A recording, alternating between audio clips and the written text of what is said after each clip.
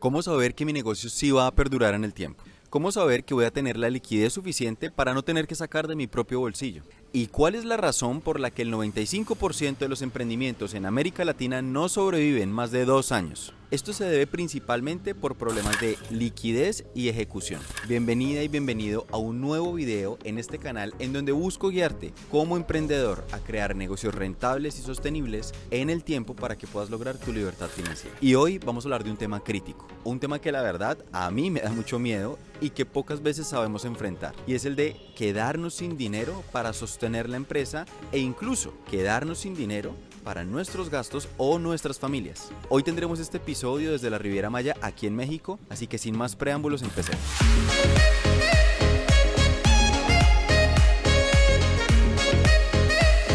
Nos quedamos sin dinero en las empresas no porque la idea de negocio sea mala, sino porque el emprendedor se quedó sin liquidez en menos del tiempo que esperaba. ¿Esto te ha pasado? A mí particularmente varias veces. Para cuando finalice el video entenderás cuáles son las razones por las que sucede y cómo no debes desangrar a tu negocio antes de que vaya a despegar. Si estás pensando en emprender y lo haces sin un colchón financiero, estás en la ruta directa al colapso. Hoy te voy a mostrar cómo evitar este error y asegurar la estabilidad de tu negocio en los meses más críticos, que son al inicio. Emprender sin ese capital de riesgo ni un fondo de emergencia es como querer cruzar el océano nadando a contracorriente. Muchos inician con sus propios ahorros sin separar sus finanzas personales de las del negocio y sin prever que en los primeros meses los ingresos pueden ser nulos, Pueden ser cero. incluso negativos, porque puedes perder dinero.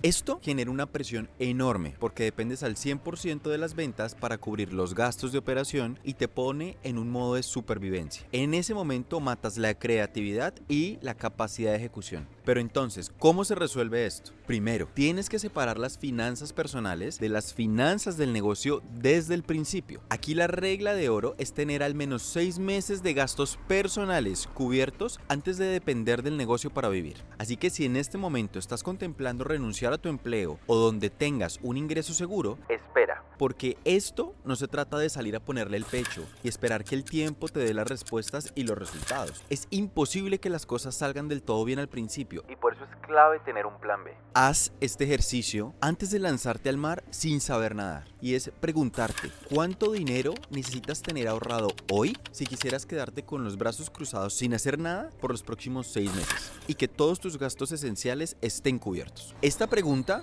Y resolverla. te va a dar un margen de maniobra sin caer en el estrés de pagar las cuentas del día a día. Y esto mismo aplica para la empresa. Necesitas un fondo que cubra 6 meses de operación antes de que el negocio empiece a generar ingresos estables o por lo menos recurrentes. Si no tienes estos fondos, hay opciones. Buscar capital de socios inversionistas, negociar anticipos de clientes, que más adelante vamos a profundizar sobre eso, o incluso recurrir a bancos. Aunque esto no es recomendable al principio porque un crédito, por más bajo que sea, Te va a cobrar una tasa de interés promedio del 1.5 mensual. y bueno, tú dirás, ok Juanfe, entonces tengo que ahorrar 6 meses. Después de que tenga esos 6 meses para mis propios gastos, ¿qué sigue? Vamos por el segundo punto. Prioriza las ventas, luego el producto. ¿Y acá a qué me refiero? Este es un punto trascendental. Si como emprendedor estás pensando que tienes un super producto en mente, antes de que la idea esté validada y sea atractiva para que logre una primera atracción en ventas, estás cometiendo un error de novato. Porque todos nosotros, me incluyo, vemos a nuestra empresa o a nuestro producto como nuestro bebé. Lo vemos perfecto, sin defectos. Así que antes de entrar en costos, valida las siguientes preguntas.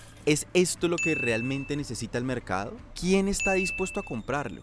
¿Cuánto está dispuesto a pagar por mi producto? Y acá básicamente es ¿qué necesita ese cliente para pagarme por anticipado o por lo menos darme un adelanto? Puedes usar lo que la gran mayoría de las startups de tecnología usan hoy en día, que son los demos, que son demostraciones gratuitas que te permiten probar el producto o servicio, y en algunos casos no te entregan el 100% de la experiencia para que esa sensación de que necesitas el producto esté vigente. Una vez validado que tu producto o servicio En prototipo o en demo. tiene demanda, ya sabrás qué es lo que realmente convence a tu cliente y qué no convence a tu cliente para que adquiera ese producto. Y en ese punto, las ventas ya se irán reflejando poco a poco en tu empresa. Para este punto, aún no te recomendaría salir de tu empleo seguro o de esa fuente de ingresos recurrentes o entrar en gastos fuertes hasta lograr el siguiente paso. De ahí vámonos para el tercer punto, y es una vez validado y ajustado el producto o servicio y con una atracción en ventas, aquí viene esa primera semilla. Y esa primera semilla es salir a buscar capital en tu círculo círculo cercano para apalancar la fuerza de tracción del negocio. En este caso, la mejor opción es lo que conocemos como Friends and Family, amigos y familia, personas cercanas a ti que confíen en ti, en el proyecto y en el impacto que vas a tener.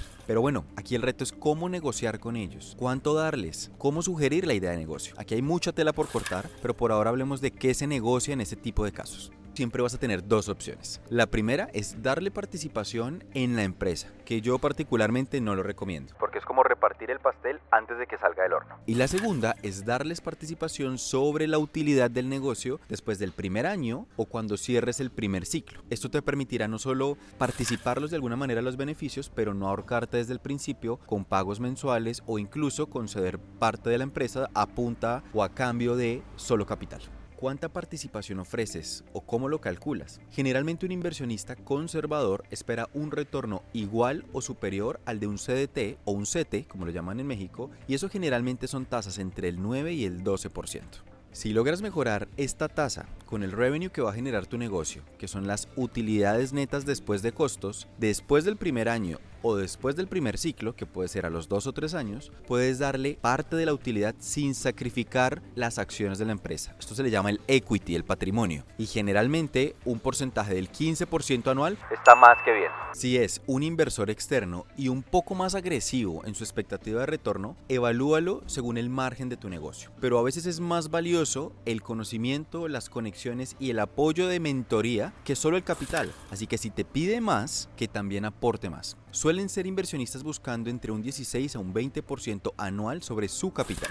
Superado el reto de separar tus finanzas, probar tu producto y conseguir capital de riesgo para operar tu negocio, esto no es garantía de que vaya a funcionar y para eso tienes que tener en cuenta este último punto. Cuarto, minimiza los costos iniciales. No necesitas una oficina lujosa, un software o herramientas caras o una gran cadena de producción si aún no tienes clientes que ya validaron tu propuesta de valor con pedidos reales, hechos, o rodearte de arandelas que no son estrictamente necesarias. Esos detalles como Asesorías externas, diseñadores web muy costosos, mobiliario o viáticos para el equipo muy altos. por ejemplo, aguanta en el Excel hasta que ya no puedas soportar tanta información que no te quede de otra opción que escalarlo a un CRM, un sistema para administrar la relación con tu cliente. Hazlo de manera manual hasta que sea imposible escalarlo y debas pasar a una herramienta. Y aquí te va una anécdota real. Yo personalmente terminé debiéndole a Hotspot $4,000 Por pendejo. Podía haber gestionado todo desde un Excel sin problema, pero quería verme serio, importante y con elementos más allá de las capacidades que realmente necesitaba. Recibía un volumen muy bajo de clientes que no ameritaba esa inversión en el CRM más costoso de todo el mercado. Y ni contarte lo que sufrí por arrendar oficinas costosas y brandearla para que se viera imponente. Te digo todo esto para que tengas en cuenta todos los puntos que hablamos y priorices validar la percepción de tu cliente sobre la propuesta de valor. Itera sobre ella lo suficiente antes de incurrir en costos de operaciones elevados y aprende a identificar que tu empresa es solo una etapa profesional que puede tener cambios, redefinirse, mutar en otro producto o servicio, pero tu estabilidad no puede estar en riesgo. La empresa puede desaparecer y tienes que saber eso, pero tú no.